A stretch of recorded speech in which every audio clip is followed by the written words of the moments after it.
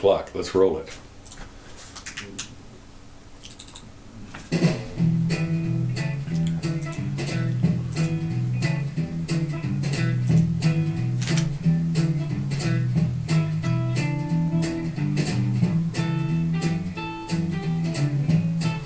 Yes, it's the Jimmy Doane Show.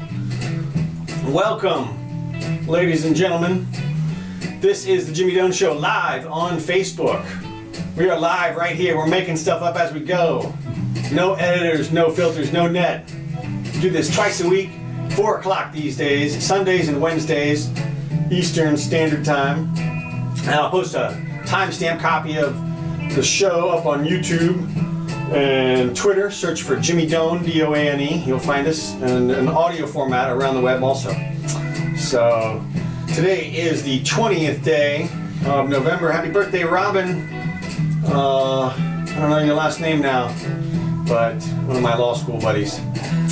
So she's married now. So anyway, what is happening today? What isn't happening, for gosh sake? Yeah, boy. Hey there, my friends. Okay, good to see you again. Yes. This is great. There are lots of things happening today. Okay. I say that, of course, but a lot of it is the same old, same old. Yeah. Let's start off with a little bit about Congress. I don't want to get into the weeds. Into the weeds on the testimony, which of course was the same old to a large we don't have to. I think I can summarize the testimony up in a few sentences, really. Oh, really? Yeah. Oh, well, go ahead. Well, so here's what's going on. As you know, people are watching the same movie and seeing same screen, seeing two different movies. Right. All right. This happens all the time in the legal world. Really? Yeah. That's why you have a trial, is because you have facts in dispute. Okay. And the whole point is that two different people can look at the same facts and come away with different concepts of what happened. Okay. So you have a trial to determine this. Right? And so one of the guys is giving this is why the guy killed, this is the whole thing, and the guy says, no, it's totally different from that. Exactly. Okay. Totally different from that. It was an accident or whatever it was. And didn't happen. That's right. A different person walked in and so you have these competing sets of facts, and oftentimes when you have a trial, there's always a gray area. That is, it could go either way. Okay. That's why you have the trial. If you can determine the facts well enough so that everybody who's reasonable knows that it's going to go one way or the other, then you settle before the trial. Okay. So the only reason you have a trial is when these facts are in dispute like this. Okay. Now, if this was a court of law up in this impeachment situation, it would be tossed out already. Because it would. Yes. Okay. Because they haven't made the They forgot to bring their case. Exactly. They haven't made the prima facie case, basically. Well, okay. You could. They've done it, and actually they've done it, but they've done it with rules that wouldn't be allowed in the normal courts, like hearsay and double hearsay and triple hearsay or whatever it is. But it doesn't matter because that procedure is not governed by normal court laws. Right.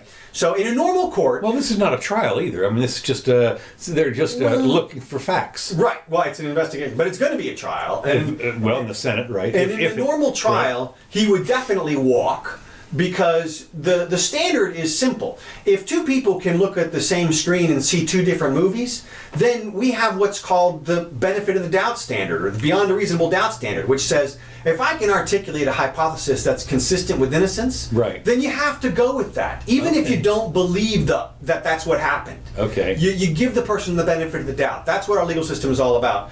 But that's not what impeachment's all about. They get to draw whatever inferences they want about Trump's state of mind, and so they get to mind read. That's it. You can totally mind read, and that's okay. But what they're not going to follow, obviously, is a beyond a reasonable doubt standard. They're going to follow a preponderance of the evidence, or they're going to call it clear and convincing or something. But basically, they're going to say, look, what we see here is Trump asking for this investigation because he wants an illegal investigation, and he wants it on his political opponent, and he's going to do it illegally by forcing them with this money, or whatever. Right? Or the visit or whatever. But if you can articulate the other side, which is he was investigating because that's what you do, you investigate elections, and you always have a quid pro quo for the people that you're meeting with or whatever, the countries you're dealing with, then that would prevail in sensible heads. The people would have to go with that as the benefit of the doubt, the reasonable doubt standard. So, but we're not going to get that. We're going to get whatever inference they draw. I will say this in the summing up, it's kind of interesting. The Republican guy, I forget which one it is, summed up at the end. I listened to the end because it went forever, and he summed it up in the 3 sentences, whatever it was. It was 2 minutes or something. Well, then what's his name? Pencilneck comes back, and he spent 20 minutes droning on about this was not hearsay this time. No, these people were actually in the room. They heard these words exactly. Blah blah blah. Still mind reading. Right, I know that, but again, I know that, but he really stomped all over the fact that this was really good. This was the stuff that impeachment is made of. Oh yeah, no, I mean the headlines today were bomb, not bombshell, but bomb. He drops bomb, and then the other one was Trump had a very, very, very bad day. Three varies. I know 3 varies. Not 2 varies. I listened to one of the NPR. One of the. It's funny because NPR, which is publicly funded, I think. Yeah. But basically, it's lefty. Yeah, and, total. But it was interesting. They came up and said that.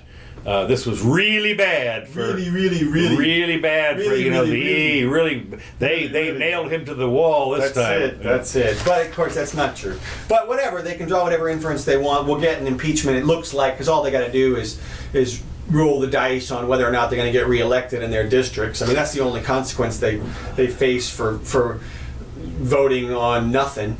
Now is the impeachment is just a simple majority?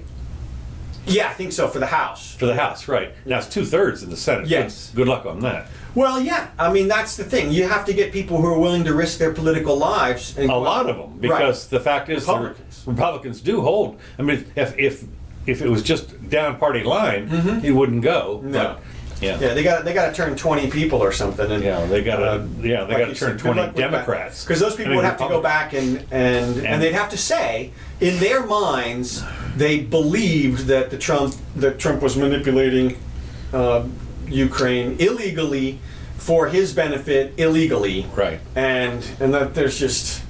Okay, well, of course, sure. in the meantime, of course, the government's getting ready to shut down again.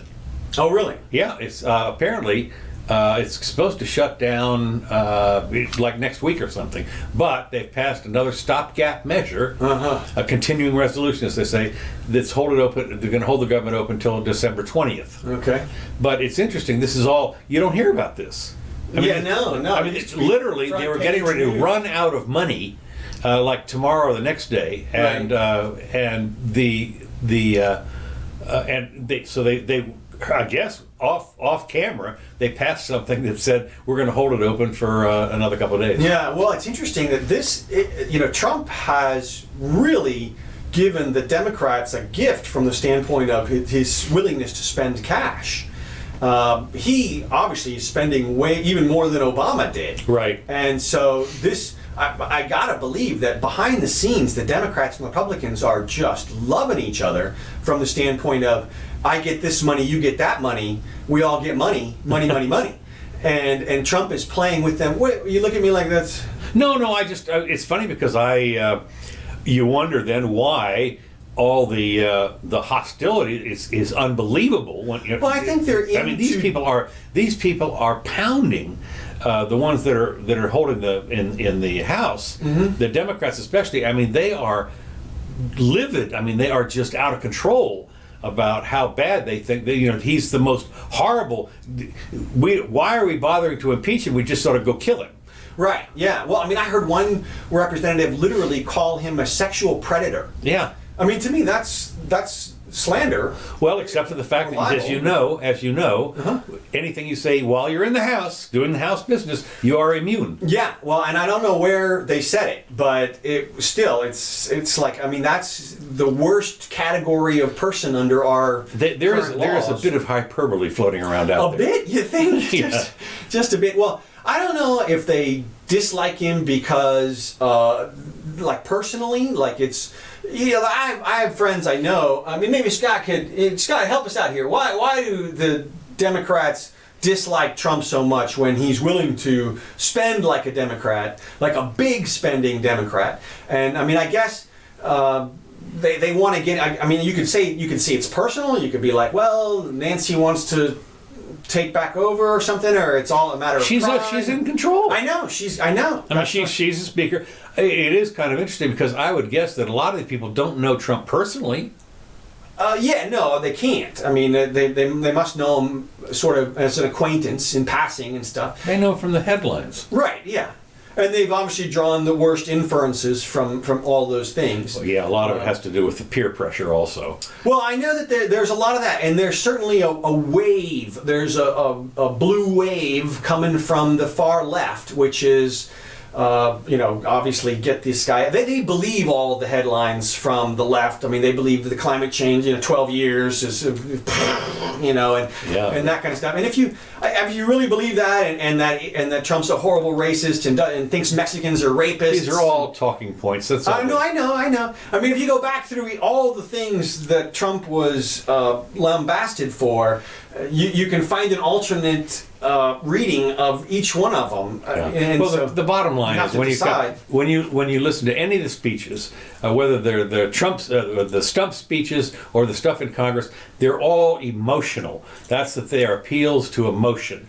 You're going to die. We're going to be invaded. This is the terrorist war. Well, that's war. The way you persuade. I mean, if you want to persuade somebody, don't do it with the facts. You do it with some narrative, emotional story. Yeah, the facts don't matter. No. Everybody knows that. That's persuasion 101. Start off with a story, a narrative, and then bleed your facts into your facts, whatever you want them to be. It's sad. I mean, it's just sad because there's a couple things that are going to happen. It's okay. I mean, it's political, and it'll work itself out in the elections because everybody will look up there and draw their own conclusions as to what people are doing and why, and then we'll get a consensus one way or the other, or vote anyway.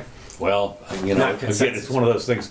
Here locally, I know that I've seen some people. We had some dinner with some folks last night, and as you hear here in Gainesville, a normal vote, when the vote is not a presidential vote. We have some votes here in March and June and so forth, and like 20% show up. And so half of that is like 11% or 12% of the electorate make a decision, and those people that get elected consider a mandate for some kind of change here and locally. Yeah, well, and of course it's funny because as I explained to them a couple of times, and they heard it for a second. I went down one time and I said to one of the commissioners, I said, you do understand that 88% of the eligible voters did not vote for you. And you have sitting here with a mandate for the whole place. And the others looked at him, and some of the people in the audience went, yeah, that's right. And about a minute and a half later, they said, well, no, now here's my mandate. So. Yeah, well. So anyway, the government's going to. Oh, thank you. Yeah, well, that's okay. I mean, they can say whatever they want. From my perspective, from the libertarian perspective, what I consider the libertarian perspective, the concept is it doesn't matter. It shouldn't matter who's in office. They should have such limited restrictions on what they're allowed to do that we shouldn't have to worry about it. It shouldn't be a big fight because they're going to wreck one side or the other's. Well, of course, lives. That's the way it was founded. Was the government was 5%, right, or something like that, and didn't have. If you read the Constitution, as you know, they're not allowed to do a lot of stuff that they do. Basically, well, I mean, Social Security and all that stuff. That was, up until the 30s, none of that stuff was. They would have laughed it out. I was listening, for instance. One of the things you have to do. I was listening to a fellow talk about Grover Cleveland, one of the most underappreciated presidents who was elected twice, different times, and he was one of these guys that said. He was the veto king, and people would come to the bills would come to him, and he said, "You can't do this, veto," and he did it a lot. The point being that his idea was that the government was supposed to be small and not do much, and he was you never hear about this guy. Well, those people have been marginalized in history for totally. in favor. You never hear about this guy. Well, and it's in favor of the big state concept. Right. I mean, we're in an age now where everybody is not everybody, but there's a huge swath of the public that is perfectly okay with being taken care of by the government. They don't mind getting free stuff. To me, that's just. That's un-American right there. You want a system, you want to pay for the things that you get because you want them created in a self-sustaining, profit-generating system known as a business of some type. Because that thing self-sustains, it gets better over time, and I mean it's totally voluntary. That's the thing that you want to get your services and products from. You don't want to get it from a state that takes it from some business like that. And then they make a decision. Of course, they're the ones that are the geniuses and say, "Oh, you are worthy." Right. And it's interesting because I've been also another thing on YouTube, which is quite a bit, is this guy named Wolf. I forget what his first name is, Richard or something. He's an avowed Marxist. But apparently he's like famous. He speaks all over the world about Marxism and how capitalism has destroyed us. No, I'm serious. And there's these things on YouTube. They're like an hour and a half long. And it's just stunning to me to watch this guy go through the logic of Marxism and how capitalism has ruined us totally. And I'm sitting there thinking, this guy, but the thing that's so bad about it is he spends, I don't know, literally a month out of the year on they pay him big money to big audiences for him to give this talk. And if you go on YouTube and you can see it, why and how he supports Marxism and why capitalism has ruined us, has totally ruined us. Well, you see, but I mean, all these people, they're applauding and they're thinking, and he's saying that if it hadn't been for Roosevelt and the Social Security system and all the stuff that the government does now for us, we would be living in poverty and everything. It's just stunning to me that this guy gets so much applause and money for giving this speech, which on its face just makes no sense to me. You start with a couple of bad givens and you can get anywhere. And you see it this week. They had AOC came out with a big statement against venture capitalism. Really? I didn't see that. Yeah, the private equity is the big.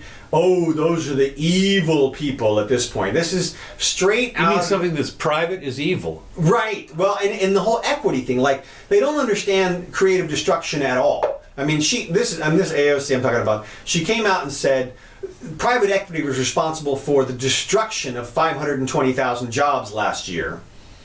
It doesn't even think about the concept that all those people went back into the labor pool and became a resource.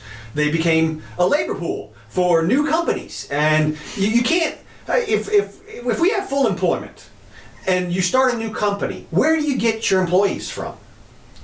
There's only a couple of choices. You either get them from other businesses that you cannibalize. You have to bid them away. That's right. You have to produce more so that you have a greater profit, so you can pay them more than they're making now to lure them out of those other less productive businesses into something more. Right. And venture capitalism obviously serves the purpose of destroying a bad system and then redistributing those resources back into the market.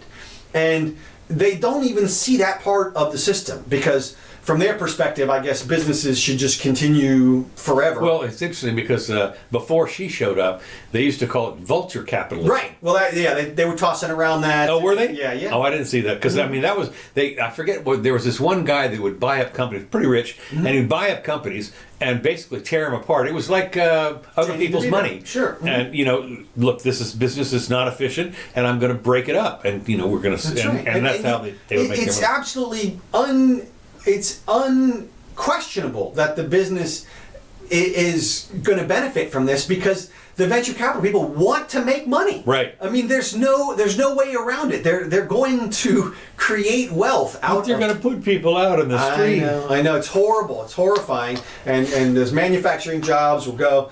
But it's just it's weird that here's a girl with an economics degree. Doesn't she have an economics degree? I think she does. Yeah. And Well, so does Wolf. This guy Wolf has an economics degree. Right. He's a PhD from Yale and Harvard. Or he's been in like Yale, Harvard, and Stanford or something. And I'm thinking, there, what are they teaching? That's just anyway. I don't want to go there. Let me get into our stuff here. Okay. News on Epstein. Oh, really? Yep. The jail guards. Yeah. The jail guards have been arrested, 2 of them, and they're under $100,000 bond. Now, apparently they bonded it out already. Somebody paid their bond. But they pled not guilty to falsifying records about the night he died in his cell, and they're accused of falling asleep and surfing the internet, which of course I guess you can do that at the same time, instead of checking on the millionaire pedophile just 15 feet away in the correction center. After they discovered Epstein dead in his cell, Noel and Thomas allegedly told a supervisor that they messed up by not going in and checking. So anyway, they've been arrested, and I don't know exactly what the deal is, but I will say this, that the people that are, the meme is, it's stunning to see the meme. It shows up everywhere, and Epstein did not kill himself or whatever, and in all these places, on the Egyptian pyramids or something. What I like is the new one, which says that the meme has lasted longer than he did in prison. Right. Yeah. Which is true. Yeah. But the meme has lasted longer than he did in prison. Right? Yeah. Well, and I think it's pretty obvious. I mean, everybody knows. The only question is who did it at this point, and so maybe we'll find out at some point, but I doubt it. They probably had that pretty well covered. I would guess, but of course, along that same way is, and I have it here someplace, is the Prince Andrew. Yeah, what's up with that? Well, here's the deal with Prince. Let me just see here. Well, I got a headline here. You're in the UK, by the way. Oh, okay, good. A British pub there behind you. Oh, good. Okay, well, here's the deal.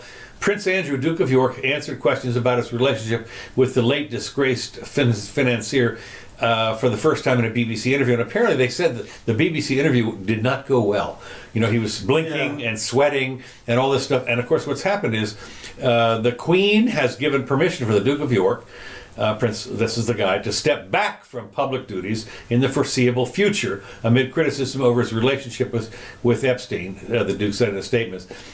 He said it had become clear that his friendship with the billionaire pedophile has caused major disruption in the royal family. So apparently even the Queen is saying, they said, go into hiding or something. And but they are really after him to say something. And as they have a picture of him, and around this one girl that is accusing him. No, seriously, this girl, this is like, how many years ago it was. They show him with a picture of his arm around this girl. She was, at the time, 17. And he says, I don't remember, I don't know that. And of course his, I forget who it was, that said, because he was, what he should have said was, as a royal, I have a following of girls all the time, coming up to me, and I've had thousands of them, and I got a selfie, and stalked me, and he says, so I can't remember them all, and the other side is saying, well, wait a minute, you're down at this place, you got your arm, you can't remember that, and she's sitting there saying, well, we did the nasty, and so it's interesting. Do you remember that stuff or not? Good question. Yeah. Well, he's in deep doo-doo right now, I think. Well, all that stuff can be sorted out in a court of law, but one thing you don't do if you are a suspect in any way, you don't give an interview at the BBC. Exactly. Are you kidding? Exactly. And the fact that they said it didn't go well for him, I mean, you have to. From my perspective, every time I hear a news story and they characterize something, they say it went this way or that way. Right. My first thought is, well, who's talking? Is this newspaper pro-Crown or anti-Crown? Yeah. And then you have to use that filter, because if they said, well, it didn't go so well, and they're anti-Crown, then it's like, well, maybe it went very well. If all they can say is it didn't go so well, because if it went bad, they would say, prince headed for jail or whatever. I mean, it would be the worst, pedophile prince admits, confesses. Pedophile prince. That's right, that's exactly. Right. I like that's good. That's it. They did have, it was interesting that as they do, they were counting the number of blinks in his eye. Oh, God. No, seriously. He blinked 22 times in giving this, these are the neuro-linguistic people. Right, yeah, are sitting there saying, well, this... He looked down into the left, up into the right. That's right. And so he made up something, and then he remembered it, and I was like...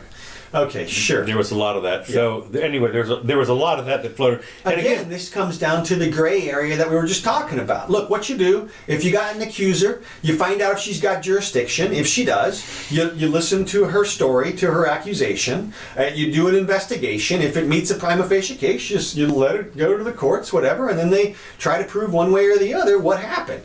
But, man, don't make any statements if you're... And Trump's talking about maybe testifying. Can you imagine? I gotta hope that he was just saying that to rile him up because exactly. I will give my deposition in writing, and I'm sitting there. Are you crazy? Yeah. Maybe he thinks he's going to be forced to give a testimony at some point. He can't be. I agree with you that they can't force him. I think you're right. I mean, but see, it's not. This is separation of powers, for God's sake. You can't force the executive branch people. I mean, if anybody can claim executive privilege, it's the president. I agree with you, but you have to remember this procedure is literally created on the spot. He doesn't get Fifth Amendment immunities or anything. This is just, we're going to make up the rules right now. We'll tell you what the rules are, and the rules are you got to testify because you're a witness or something. And I mean, he does his own rule. I'm not testifying. Well, I agree, and what it would come down to is it would go to the Supreme Court, and they would tell him one way or the other. And I agree with you that they would probably side with him and say, okay, you got executive privilege, you can do whatever you want. But they could not. They could say, well, you have to testify. And then we're just here wherever we are at that point. And that's... Well, but I mean, the Supreme Court, whose army do they have? You have to testify, and he says, I don't care what you say, I'm not testifying. Well, that's... nobody's... This is the Andy Jackson thing. Right. You can't do that. Well, I'm doing it anyway. Yeah. I'm marching my army down there. Where's your army? Well, they do have an army. They've got federal marshals and such, and so... Yeah, good luck. He's got 20,000 Secret Service people around that are supposed to be him, and you can see the federal marshals walking. Can you see a battle between the federal marshals and the Secret Service? Yeah, no, and that's why I can't see the Supreme Court. Well, I mean, look, I think if the Supreme Court were to rule one way or the other, that he would do whatever it is. I don't even see Trump defying the Supreme Court. Unless it was some kind of super hyper technical thing, which I guess it would be in that case. But I can't believe the Supreme Court would weigh in on that. I think that Trump is so self-confident. They would diss it. No, he totally is. I think that he would be like, look, I can testify, and it'll be fine. It'll be fine. You idiot. I know. But I don't care who you are. I mean, he might be the most confident person in the world, but if he gets up there, every thing, every little tweet. How many times did he blink when he said that? Exactly. I tell you what, the idea that he said I'd be willing to do this, I'm sitting there thinking, you've lost your mind. Yeah. Well, yeah. Everybody should realize if you testify, you go down. Really, there was a case just recently. I meant to mention. Well, there was a case recently where the guy was convicted. He didn't testify. Okay. No, I was thinking of the Texas woman, the Texas police officer who testified and then got convicted of walking into the wrong apartment. Yeah. And killing the guy. So, but look, that's the way it always happens. That's why every defense attorney who's worth their salt knows.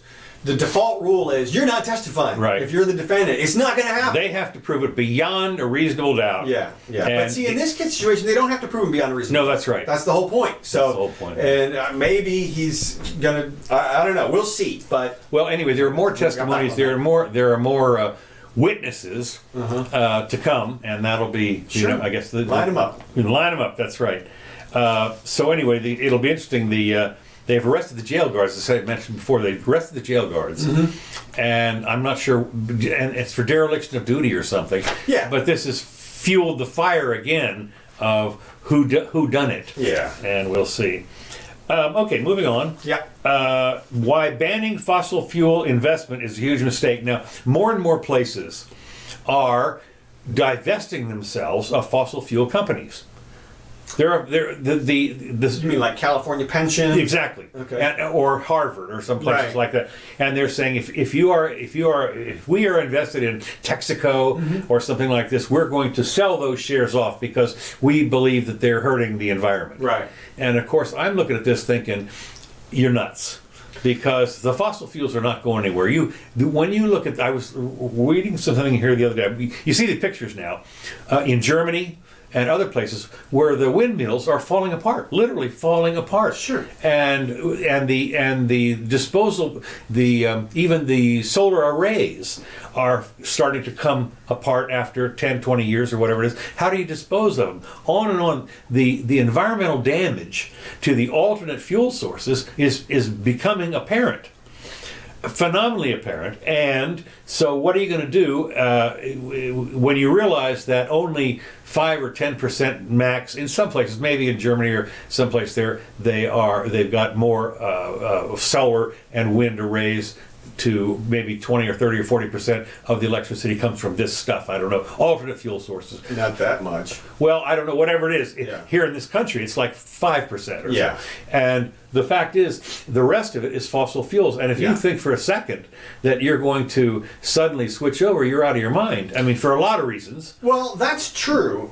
But, I mean, look, that's going to work itself out one way or the other because people are going to use energy. And so they're either going to go down to the pump and buy it or not.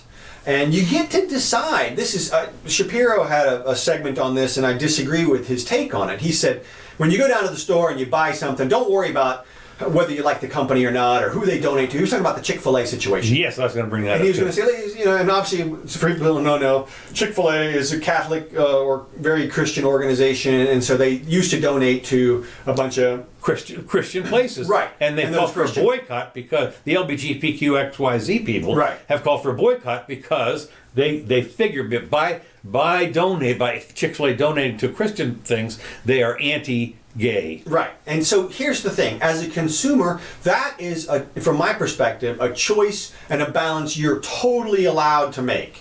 You can absolutely, if you think Scott tissues treats the environment better than Charmin, but even though the Scott tissues suck relative to the Charmin, you buy the Scott because that's what you're voting with your dollar for. Right. This is the value of people's perception of the environment is real. And if Gavin Newsom or whoever, the state of California, doesn't want to invest in ConocoPhillips anymore, hey, knock yourselves out. You get to do that. That is your choice. Now, whether it's going to be an economical choice or a realistic choice, it's a bit of a problem because that's pension money.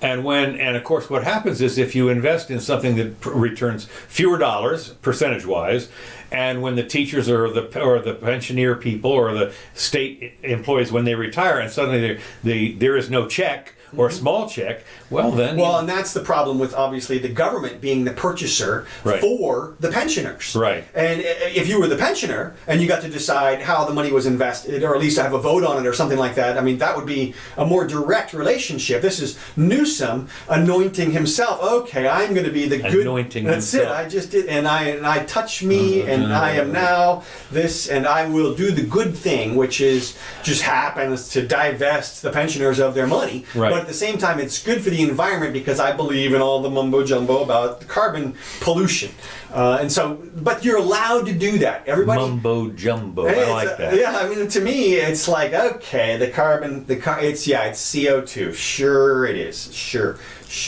Okay, but Jumbo mumbo. So, but. To me, that's a perfectly valid use of your dollar. And you can factor in your feelings about the company or the owners of the company or who they do business with, or the NBA. You don't like Colin Kaepernick or whatever. You don't have to go to the NFL game. That's exactly how the market determines what people value. Well, the ultimate vote are the dollars. And that's what I'm saying. Yeah. And so that's what tells the universe what the people want is how they spend their dollars.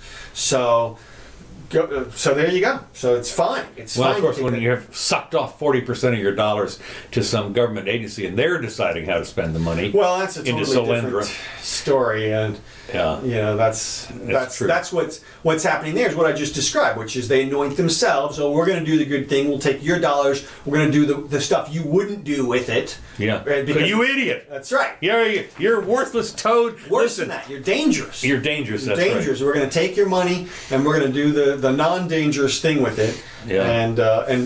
Because when we're unaccountable. By the way. Oh, but yeah, that's right. By the way, that's right. Well, it's interesting because activist global warming strategies have now caused the European Investment Bank, this is a big bank, to ban fossil fuel project funding. And so what happened is all over the world, literally all over the world, when you have new natural gas, if you want to do a new well or something like that, the European Central Bank is not going to invest in that stuff. So you're not going to bring it online. What happens is, as civilization does what it does, and it declines because you can't get your natural gas at some point because it's not there, okay. And the lights start to go out. What's going to happen then? Well, look, nuclear is clearly the way. Clearly, there's no question. And it's interesting because I've seen some people recently that were environmentalists, actually, and they've started to say, wait a minute, let's go. The little minor problem you've got with nuclear is even if you started today to build them all out, if you decide, look, okay, we're going to go nuclear in the United States. 5 years. Huh? 5 years. Well, at least 5 years. But I'm saying, in the meantime, who knows? The thing is, you've got to realize that there's going to be some pushback from the natural gas people. Oh, for sure. The coal, natural gas, they're going to huge lobbying effort to make sure that the government dollars aren't spent in the nuclear. Well, not only that, they're certainly they're going to ramp up the regulations to make sure that it's 10 years or 15 instead of 5 years to put it all together. Well, they'll try whatever they want. That's but right. At the end of the day, as you talked about, the dollar is the supreme thing. If the European Central Bank does not lend to companies who are developing viable fossil fuel products, right, then somebody else will, and they'll do better than the European Central Bank. That's for sure. They'll outperform them. Well, because they're going to invest in the ones that actually are going to make a return. That's right. Not That's in right. the As ones opposed that to are something losing. which is nice, sounds nice, but maybe not be economical. Right. I mean, as a bank, you cannot afford to not do the most economical thing. I mean, that's your business, is economy. So, except the European Central Bank is a political arm. Well, the central bank can do whatever the hell they want to do. That. But as a normal bank, you would think. That's right. Look, that's no. I mean, I agree with you. The fact is, especially in this day where the returns are so crappy, it's might as well go for something that's got good returns, like fossil fuel. Yeah. People are still building the crap out of stuff. They certainly are. So anyway. Let's see. I'm going to get to that in a minute. Let me just, as an aside here, real quick. Biden has decided to get himself out of the race. Really? Oh, yeah. No. He vows to keep marijuana illegal. He has really gone off the deep end on this. This is a gateway drug. Yeah. It's horrible, whatever it is. And he said, speaking in Las Vegas town hall Saturday, he said there was not nearly enough evidence to confirm whether marijuana was a gateway drug, so forth. Right. So, the thing is, though, that in this day and age, when you think, one of the things that's happened in the last 20 years at least has been this dramatic swing in gay stuff and in marijuana and drug stuff. And, you're going against the grain now as you see. Yeah, 27 states or something have it for medical purposes. Right. You're going to call 27 states, the majority of the states, you're going to call them wrong and stand there. I think everybody has jumped on him for this. Everybody has jumped. Well, I certainly have. Yeah, everybody has jumped on him exactly. It's a dog pile, big time, for him saying this thing. So we'll see if he switches it. Is he going to backtrack? Well, yeah, I don't know. It said... Wouldn't surprise me. Yeah, 2/3 of Americans say the use of marijuana should be legal, reflecting a steady increase over the past decade. And so, anyway, that's interesting. Mm-hmm. On the 40th anniversary of the first World Climate Conference in 1979, the journal Bioscience published an ominously titled World Scientists Warning of Climate Emergency. This was in 79. Scientists, the warning begins, have a moral obligation to clearly warn humanity of any catastrophic threat and to tell it like it is. Now they've got 11,000 scientists, and it turns out they went through and figured out who these scientists were, and like one of them was a zookeeper or something, and they've gone through the whole deal. So now this is a new thing, and what they're talking about, which I thought was interesting, and this is what some of the Bernie and some other people are talking about on the climate business to rail in this stuff. It turns out that people are going to die because the headline on this is how many people must die to fix the planet. Well, one of the things that they're talking about, big deal, is overpopulation. This is a Malthusian thing coming up again, and we have to rein in the population. Mm-hmm. and they want to do all kinds of new. They want to make sure that they have abortion clinics every place now, so that the population doesn't increase.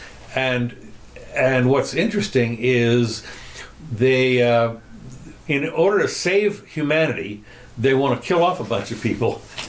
Well, prevent them from coming into existence. Right. 11,000 academics of any description would sign up on this sort of thing is what's most telling and most damning. What do the 11,000 suggest? Quickly, let me just find out here what it is. And this is great. I don't know. Forgot to yellow line this stuff. Implementing massive energy efficiency and conservation practices, eating mostly plant-based foods, and of course, as I've always said, a cow is just a condensed. Yeah, it's plant-based. Plant-based, carbon-free economy, and reducing population, among other things, all with the idea of bringing the major transformation. And I always worry about this when people talk about, and people running today for the president, they want to do another major transformation of the United States, and I'm thinking, wait a minute. We had a major transformation, in 1776. 1776. You don't, and that was a good one. Yeah. And so, what do you want to do? You want to go back to before? I don't know.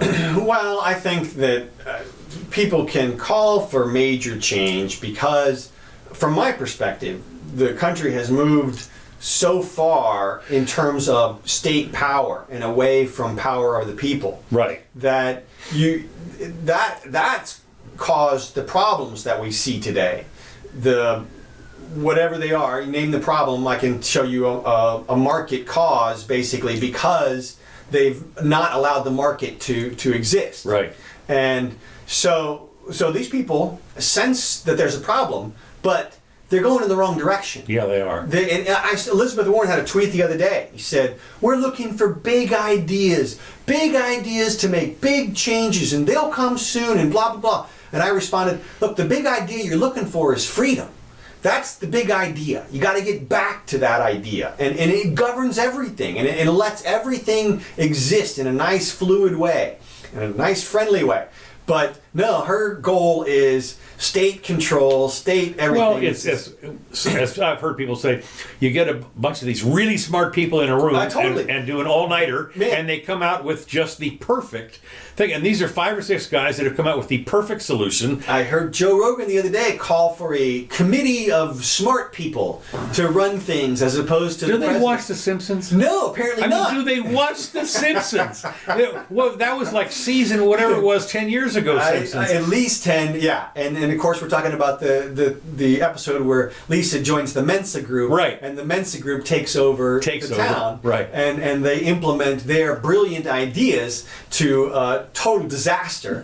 and it's just the exact type of things you would expect. And it's the type of things we're seeing right now. That's right. These people are coming out, well, let's just stop fossil fuels without even thinking about what that does to the people who don't even have power yet. Yeah. Or you have, well, let's stop venture capitalism without thinking about how businesses fail, how they cycle through, and how resources, it's like they don't even know. They're just jumping in, and people are like, well, we got to change stuff now. And it's like, look, you take a second and look and see what you think you're doing, and then what is really going to happen. Well, the ultimate group that's going to make the decisions is everybody else, the 7 billion people on the planet. Yeah, well, and let those people make the decision.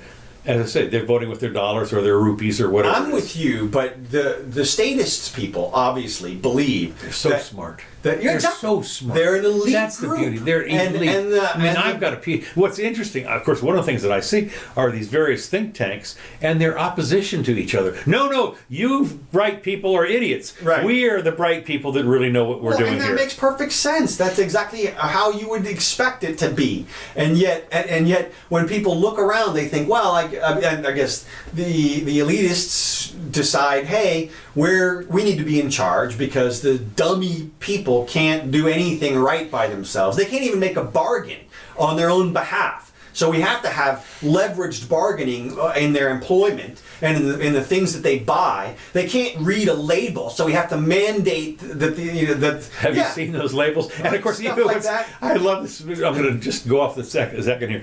Have you read the labels of the ingredients on stuff these days? Yeah, a little bit. That's all mandated, of course. By the way. Yeah. And you look at this. So I look at this stuff. It's all Latin or Greek anyway. Or how about the caloric content of like a Big Mac or something? Well, like they got it down to like.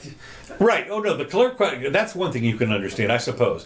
But it's hard to, I would say you could get a range of 100 calories or something, but for sure. To say that I'm taking the pickles. Right, exactly. Or they put too much mayonnaise on it or whatever it is. I mean, it changes the whole content of it. Well, not only, but I'm saying that when you go into the food store and you buy not bacon but some food and it has a list of ingredients on the side, and a lot of this stuff is preservatives of some kind or other. But I mean, it's all Chinese, not Chinese. It's Latin or whatever it is. I mean, that doesn't do me any good. I'm reading the label. And it's mandated. But you get to make that decision. That was Breyer's big advertisement campaign a few years back. Was they had kids would take a thing of ice cream and they would have the kids read the ingredients off somebody else's ice cream, and it would be like polysorbate, and they couldn't even pronounce the names. They were having to sound it out, and then they would go to the Breyer's ice cream and it would say milk, sugar, eggs. That's it. That's it. And it's like, okay. So that's their selling point. You don't have to know what these Greek things are. You get exactly what you think you get. You say that, but I was Ms. Jimmy was making me a sandwich the other day, and we had some bread that had been in the refrigerator for like 2 weeks. It was just fine, but then you look at the label; it's all preservatives. So I mean, it would have molded. Any bread would have molded totally molded by then. But and you know that when you go down to Ward's and you buy the fresh loaf of bread, if you leave it out in your kitchen, it's 2-3 days max. It's gone. Yeah, it's gone. But of course you can buy Marita bread or one of the brand names, and a month later it's still good sitting on your countertop. They had no refrigerator. And if you refrigerate it, it's like 6 months or something. I mean, it's crazy. Yeah, that's really right. Okay. Let me just 2 things here real quick. We're coming here to the end. The New York Times editor says that Trump has put his reporters' lives at risk. What? The executive editor of the New York Times accused Donald Trump of putting his reporters' lives at risk by subjecting them to personal abuse and describing them as enemies of the people. Who are his reporters? What do you mean? What are they? The New York Times. They're reporters. They're the ones that suspecting their reporters. Okay. Yeah, the New York Times reporters are at risk because people are going to listen to Trump and pillory. When the reporters are sitting there, can you do this? They're waving at Trump or something like that, and the next thing you know, they're taking out machetes or something and hacking the reporters to death. Too bad, man. You get judged on your product. Yeah, I guess. Okay. They keep talking about the power of Trump's speech, and they're putting him in these weird categories. Like they said, I just watched you do that. Sorry. It's okay.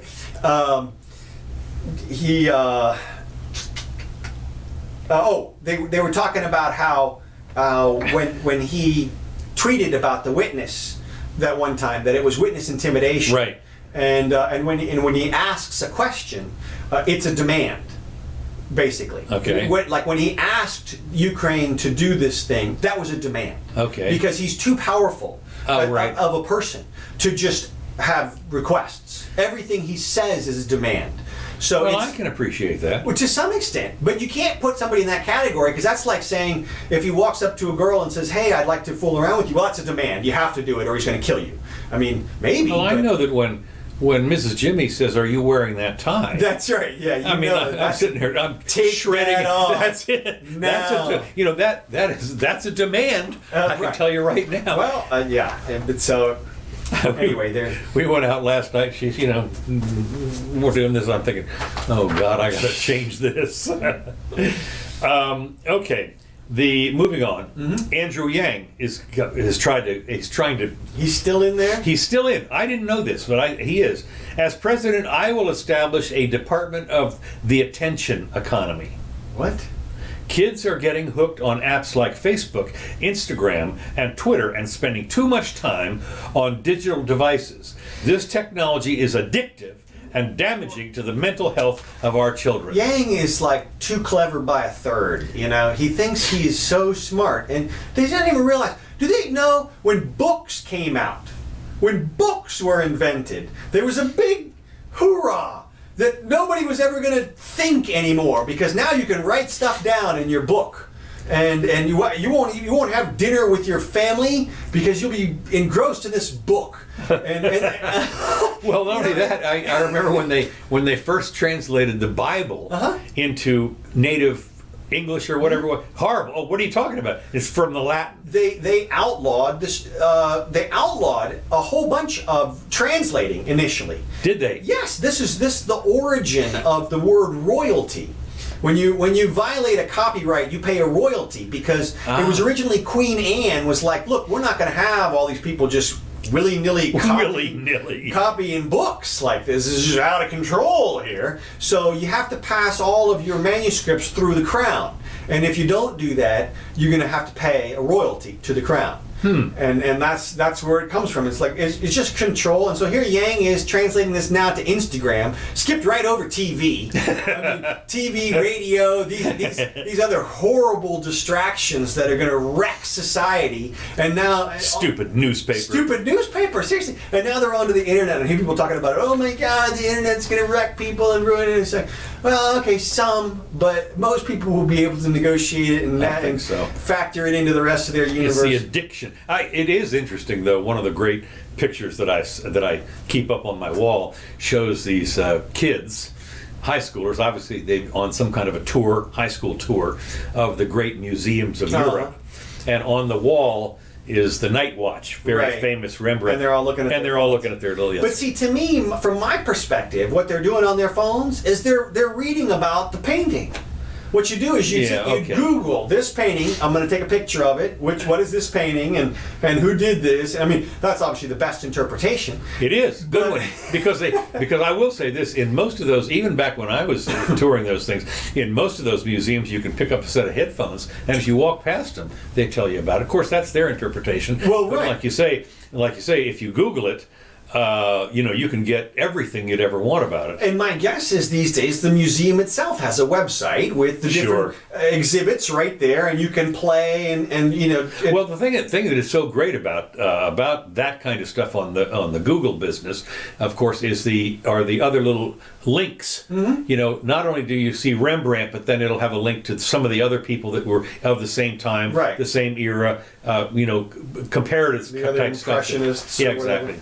Well, you can get so much stuff out of that. So I'm not one of those people who thinks that technology is going to be the downfall of society. Andrew Yang is. He really thinks he's a luddite. He really thinks automation is going to throw tens of millions of people out of work, and they won't find anything else to do. They'll just shrivel up and die. That's it. That's it. I lost my job. I guess I'm done. Yeah. And so. And go on the dole. Right. We're living through Earth's second. I'll say one more thing about Yang. People have changed his meme. He's got a tweet that goes out that says, "I am literally trying to give people money." Oh, right, he is. And they've changed it to, "I'm literally trying to steal people's money." Okay. They put an apostrophe S on the people and changed "give" to "steal." Yeah, okay. And of course, that's actually, even the public can see if somebody can have a campaign where they promise people money. That's. I'm sorry. Is that your money personally? Yeah, exactly. And the answer is no. We're living through Earth's second hottest year. NOAA, finds this year is virtually guaranteed to be ranked as the second or third hottest. The hottest apparently was like in I think it was the mid-90s. I think in mid-90s, Yeah. right? And so now the second hottest is. So the climate people are all up in arms about this. Proves that we're doomed, and we're going down. So I guess we're doomed. That's all I can say. When I say this, the second hottest. Of course, we wonder about next year.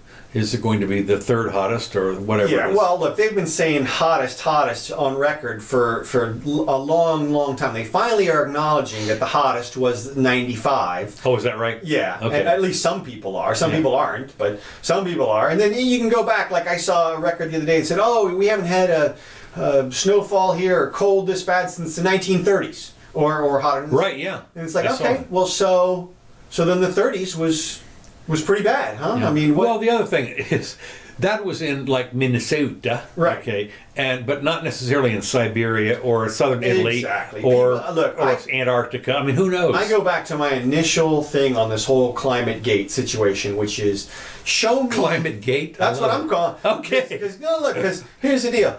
Show me the set of official thermometers, the official set of thermometers that are used to create the worldwide average.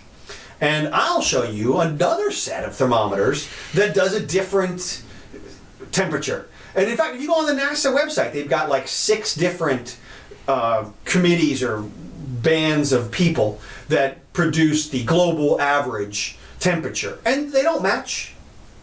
Well, of course, that's the same thing that happens with the hurricane. Yeah. The spaghetti that come in, and you sit there. These guys have multi-jillion-dollar computers and PhDs and NASA and everything, and they all get satellites together, and they can't even remotely get it right. No. Have you noticed? It's interesting. We are now coming to the end, if we're not already there, of hurricane season. Yes. Okay. This last year was supposed to be really bad. Oh yeah.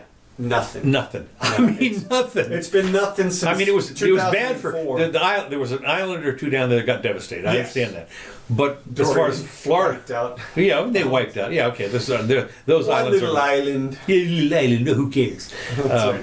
But for us here in Florida, it was a nothing burger. Nothing again. Yeah, it's been a very serious drop off. Well, there's a whole body of knowledge out there that talks about the concept that if we are in fact increasing in temperature around the globe, that in fact weather will get less severe.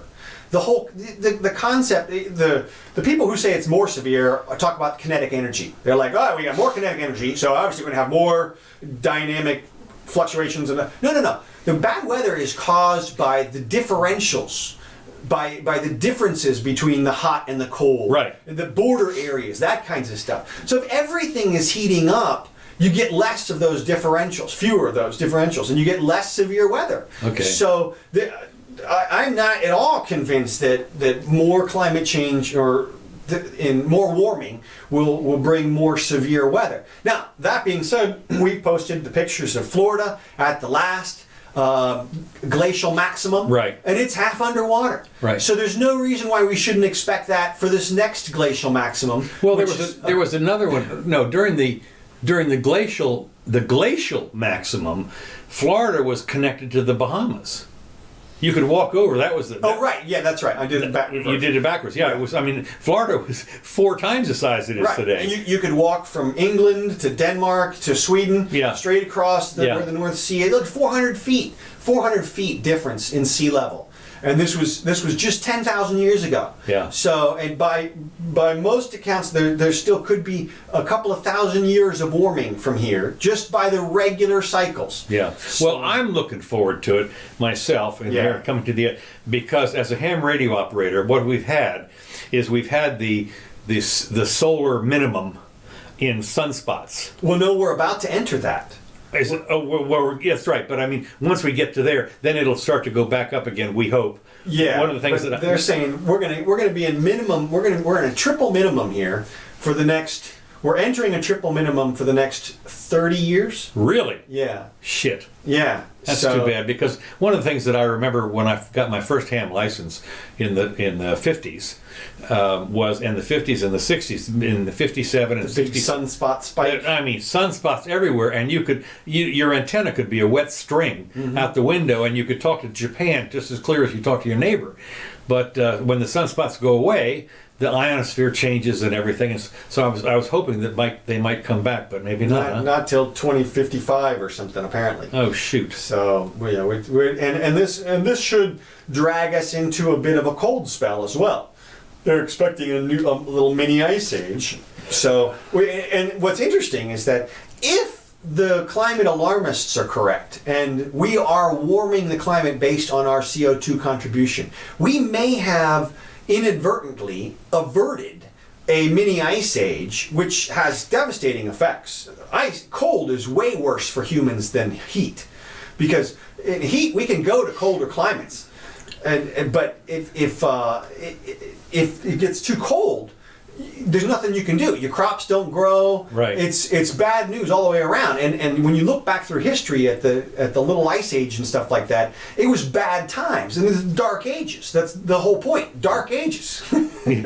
And so it may be a good thing. We may want to crank up the fossil fuel consumption to try to avert the coming ice age. Well, as Lewis Black once said, he was hoping that people would go out there and get their aerosol cans, with the spray them out. That's right. Case at a time. That's it. That's right. Well, who knows? Anyway, that's what I've got. Okay. Well, let's see if I got anything. We're about done, but I may have a thing or two. I know we did a couple of my things. Whoops.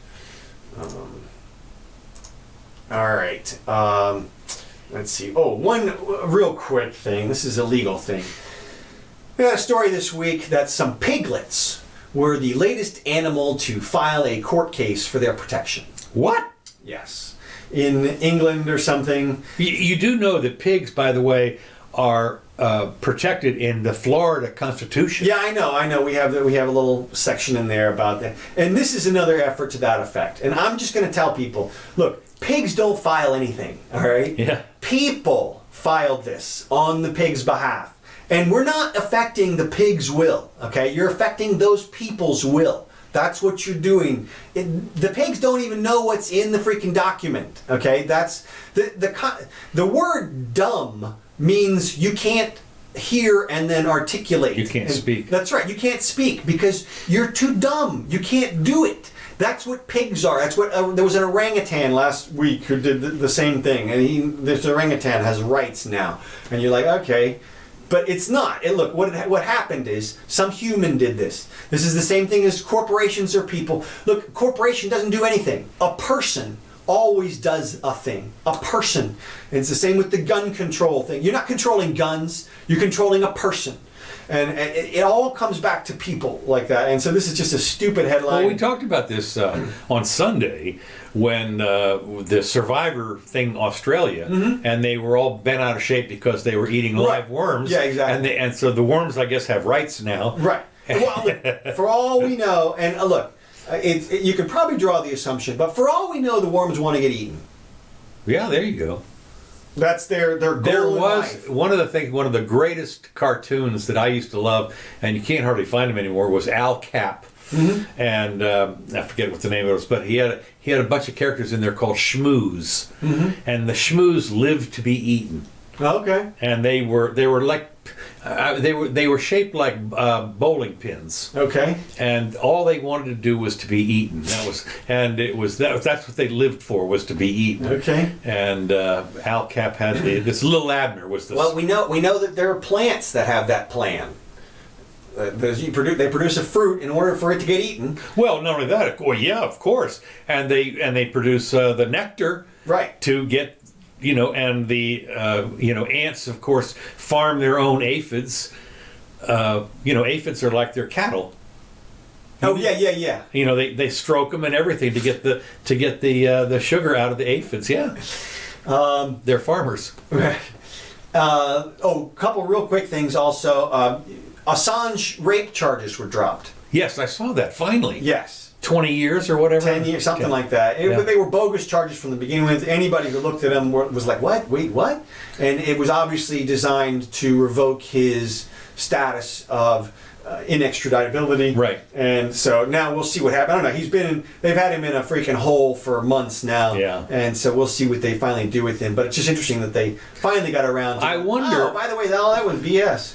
Well, one of the things, speaking of that sort of thing, is, of course, everybody knows the name of the whistleblower. Right, yeah. Literally You mentioned that everybody. last time. And yet they were still referring to him as the whistleblower. The whistleblower. We're not going to say his name. Yeah. And I'm sitting there thinking, you idiot! Everybody knows it's. They've met. You know, the name is as familiar to them as George Washington. Right. I mean, and you're not going to say this name, and this is during the testimony. Yeah. And they didn't want to. He who shall not be named. I just sitting there laughing my butt off. You guys are crazy. Whatever. You know that's. I will say this: his name is a little hard to pronounce. Eric part is easy. Yeah. But the Silalis or whatever I don't know. Who knows? Yeah. Also, obviously, you've seen they're doing a roundup in Hong Kong, as we talked about. Now they were in the Polytechnic Institute, right? Apparently. Hold up, and apparently they're escaping through the sewers. That's what I heard as well. But And the point is that it's going down, and they're going down, and. Well, that's not all of them. That's just a bunch of them. No, I know. But look, and it won't stop there unless it stops. That is, China's in control. And they got the military, and they're going to do whatever they want to do. And if they want to disappear all these kids, nobody's going to do anything about it. So. We'll shake our finger. Well, yeah, maybe. So. All right. That's all I got. Okay. No one needs to be a billionaire. That's the latest. Yeah. The latest thing. You know, it's so funny about this. When I see all that, no one needs to do this or needs to. Right. Who cares? I don't need to have a second, but I want it, and I can afford it. Nobody needs a second kidney. But yeah, that's so you should be forced to give it up or something. It's that's right. No, look, it comes down to what's fair. Most of the billionaires under our system got there by making their money, which means by serving other people's needs, and they helped millions and millions of people out do something. Well, I remember when 20 years ago, when Bill Gates was still head of Microsoft, they referred to a lot of the people working for him as the Microsoft millionaires. Yeah. Well. All right. Thanks, Kevin McLeod, for these tracks. We appreciate it. This has been the Jimmy Doane Show. We'll see you again on Sunday, the 24th. Hope you can join us. I am Counselor Curtis, and this is the Jimmy Doane Show. Thanks for joining us, Scott. I was looking for your comment. I wanted to see what you said about the why the left hates Donald Trump so bad if he's willing to spend so much.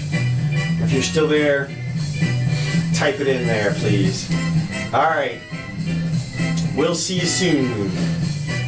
Yeah, you would think they'd be ecstatic. But of course, again, as I say, he could walk on water and cure cancer, and they still hate him. Maybe. I don't know. Like I said, it's... Well, no, okay. Maybe not the walk on water, but the curing cancer. All right. Alrighty.